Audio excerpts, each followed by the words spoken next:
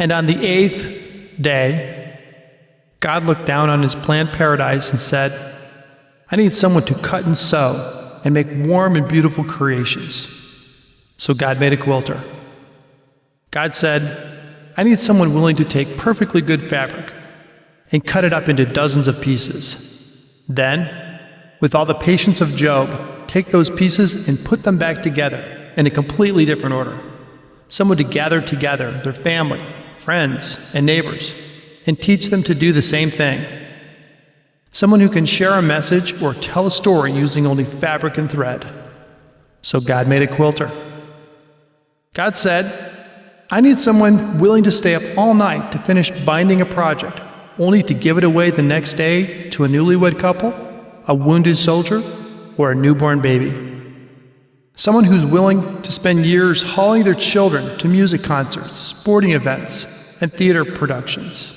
Then, when it's time for that child to graduate into the world, collect all of the t-shirts they've accumulated and make a memory of what they've accomplished, showing them that they can be successful in the future. So God made a quilter. It had to be someone who's never off the clock, someone who's willing to take their projects on vacation, to doctor's appointments, play groups, and while they wait in line at the DMV. Someone who's willing to rip out an entire line of stitches in order to make the corners line up perfectly. Someone who can be found with a needle and thread and a willingness to lend them out for a good cause. So God made a quilter. God said, I need someone to make terms like stitch in the ditch, fat quarters, jelly rolls, and charm packs roll off their tongues as fast as Diet Pepsi and M&Ms could roll on. I need someone smart enough to miter corners, cut on the bias, find the straight of grain, and chain piece. Someone who's not afraid of patterns with names like Drunkard's Path, Wedding Ring, Fractured Star, Sawtooth, Flying Geese, or Grandmother's Flower Garden. So God made a quilter.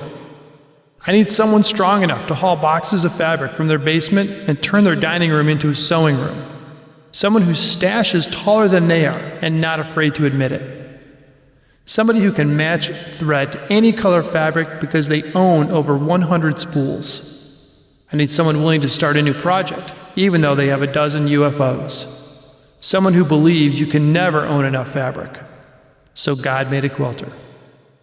God said, I don't care about your gender, race, or financial status. I need someone willing to make that first cut and stitch that first seam and never turn back.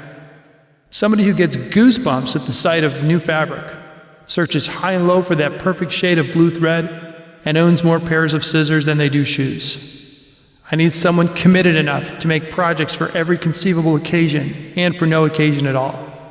Somebody who can send a message of thanks or love or you're important to me without saying a word. Someone who can make a shroud so soft and tiny it could be used to wrap a child on its journey back to heaven. Someone who can remember why Grandma's heirloom is precious and be willing to teach the next generation so they too can sew and share those beautiful creations. So God made a quilter.